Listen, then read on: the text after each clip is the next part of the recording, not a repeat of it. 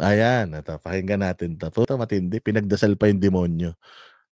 So pinagdasal si Bongbong ng mga ewan ko kung sino 'tong mga 'to, mga pare, mga hindi pare, ayan. So pinagdasal si Bongbong.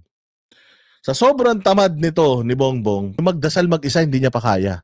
Kailangan niya pa ng grupo na magdadasal para sa kanya. Ang tindi mo.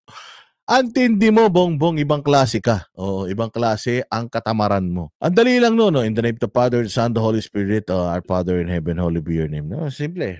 Puta, bata ka pa lang, tinuturo na sa'yo magdasal eh. Di ba? Tama, tama. Bata ka pa lang, tinuturo na sa'yo yan. Bless us, O Lord. Di ba? I believe in God. Di ba? Mga ganyan yung mga dasal natin eh. Di ba? Tangina, tinan mo tong mokong na to. Kahit pagdadasal na lang, kinatamaran pa. Sa sobrang yaman niya, tumawag nga kayo ng mga pari dito, bigyan nyo ng pera yan, tapos ipagdasal ako. Dahil tinatamad ako magdasal. Ay, nako. Tingnan ninyo tingnan ninyo.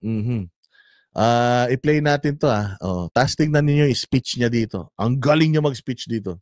Sa mga nasalanta, pagkakaisa sa panalangin ang hiling ni Pangulong Bongbong Marcos pagkatapos ng sunod-sunod na mga bagyong naranasan ng bansa. Gago, ang ipagdasal mo, Bongbong, yung mga kahayupan ninyo. Kaya sunod-sunod ang bagyo dahil mga demonyo kayo.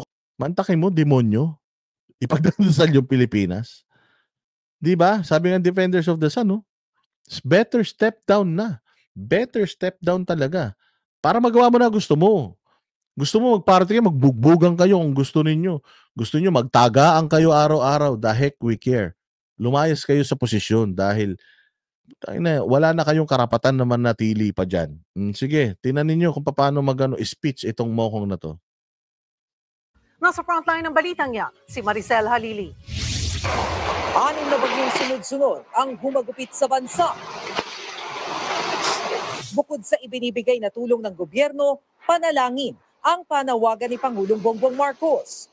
Sinabi niya yan sa Philippine National Prayer Breakfast sa Malacanang kaninang umaga. The collective faith and prayer to the Almighty. Meron pang Philippine National Breakfast? Na prayer breakfast? Dami yung ginagawa sa mundo. Sinasabi niyo yung mga ahensya ng gobyerno magtipid.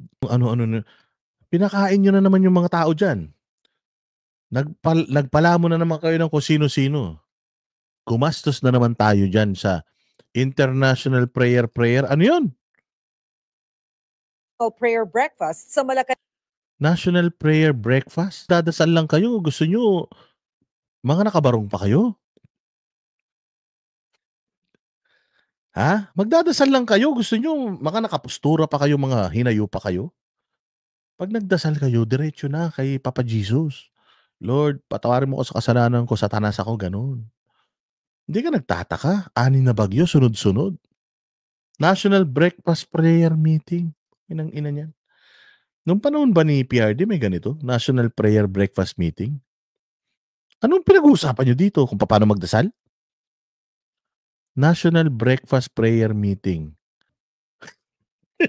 Ang dami niyong pautot.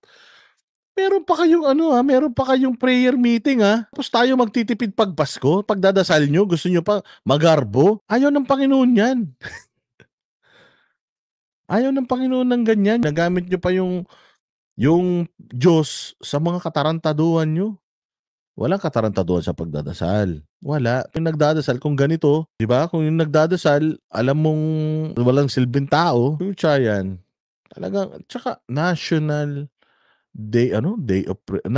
Breakfast Prayer Meeting. Ngayon ko lang narinig talaga to. Mga ganito, ang dami yung mga pautot talaga, ang dami yung mga okasyon.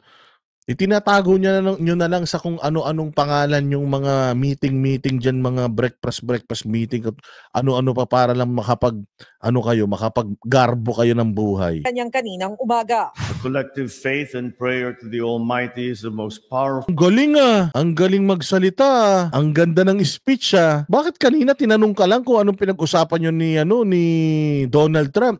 Abadi ka na naman dyan. Akang dede. Gumanong-ganong ka na naman. Kasimple-simple lang nung tanong. Anong pinag-usapan nyo? Tapos dito ko mapagsalita. The all Filipino. So we need to give each other some prayers. Alam mo, napakatalino ng hayop na ito. That we have to weather these storms and the destruction that they bring.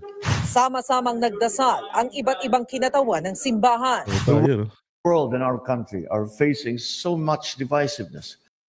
To serve our fellow Filipinos, to help the Philippines flourish. Lalo na ngayon The Philippines flourish. Gago. Lumayas ka, tinan mo, mawala yung mga bagyo na yan. Palabasin nyo si pastor. Oh, bigyan nyo ng tamang trato.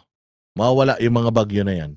Umalis kayo sa kapangyarihan, ano rin niya, mawawala ang galit ng mawawala ang galit ng kalikasan. Kasi ito yung mga sinasabi nilang acts of God. Lahat ng ito ay acts of God. Bakit ginagawa ito sa Pilipinas ngayon? Ano to? Senyales ito. Manifestations ito. Na kayong mga kupal na mga nasa gobyerno, ano na to? Sign na to na binibigay sa inyo ng Diyos. Kapag hindi nyo pa tinik itong sign na to, hindi pa kayo magsialis dyan. Itong mga sign ng kalikasan ay hindi nyo tinik literally, hindi nyo tinik seriously. Gumamit pa kayo ng mga pare para tulungan kayo sa pagdadasal dahil sa sobrang sama ng ugali nyo, nahihiya na yata kayong dumiretso sa Panginoon. Sa sobrang, siguro, kung ako rin naman si Bongbong, mahirapan ako magdasal. Nira ako yung simbahan sa KOJC. Tapos magdadasal ako. Mahihiya ako. Kapal naman ang mukha ko. Tawag na lang ako ng mga pare na ipagdadasal ako. At least man lang, di ba? Hindi nila alam yung mga kasalanan ginawa ko. na may naitala ng isang patay sa Camarines Norte, bunsod ng bagyong Pepito. One casualty is one casualty too many. So that is unfortunate. Sabi ng Pangulo, pagod na ang first responders pero hindi raw titigilan ang rescue at relief operations. Panawagan ni PBBM sa publiko. Sana naman pagkadating ng Pasko, tayong mga Pilipino alalahanin naman natin ang mga ating mga kababayan na kahit papaano na sinasalanta at kahit papaano sana yung ating sanang gawing papamasko, pamahaginan natin sa kanila. Ulul! Gago! Unahan mo, yung kalahati ng bilyones nyo, ipamahagi nyo. Ba't kami papamahagi mo? Kami na nagbabayad ng buwis. Kami na mga kami na nagpapasweldo sa inyo, pati yung pagtulong. Kaya nga kayo nandiyan yan dahil inaasahan namin kayo Kaya nga kayo nandiyan dyan dahil kayo ang dapat na sumusolve ng problema namin Gawin nyo muna yung trabaho ninyo. Gagawin namin trabaho namin. Huwag mo kaming utusan Bongbong Marcos na tumulong kami sa kapwa, kupal. Kayo ang tumulong muna dahil trabaho nyo yan. Tutulong kami, huwag kang mag-alala. Hindi mo na kami kailangan obligahin. Unahin nyo yung mga sarili ninyo. Nakikialaman nyo yung buhay namin. Wala naman kayong pagkadating sa gastusan, putang hati-hati tayo, ganun. Tapos pagdating sa saya, sa ginhawa, sarap ng buhay, puta kayo-kayo lang. Ayos ka rin, pati Pasko namin, gusto mo pang kunin isang besang taon na lang darating sa amin tong Pasko, tapos parang mukhang igigil trip mo pa kami Ayun, sarap ng pagkain mo, Boss Dada, ngayong Pasko sarap nagbigay ka naman, nag-donate ka ba sa mga nasalanta ng bagyo? Karapatan ko naman kumain na masarap sa Pasko Kayo ang mga walang karapatang kumain na masarap sa Pasko dahil sigurado ako, lintik ang Christmas party, baka puta lasing na naman kayo. Kayo ang wag mag-Christmas party. Kayo ang unang magsakripisyo. Kayong mga halal ng taong bayan, kayo ang unang-unang magsakripisyo. Tingnan nyo, malapit na naman ang recess sa Congress, Senate.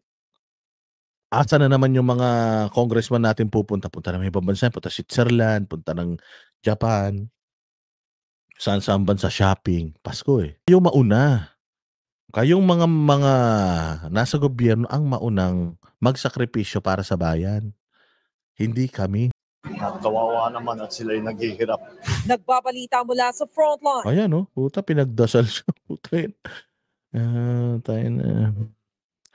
Ipagdasal natin ang kaluluwa nitong hayop na to. Ay, wala nga palang kaluluwa to. Yari tayo dyan. Palakpakan. O, di ba? Ganyan. Ganyan lang. Kayo talaga masyado kayong mga galit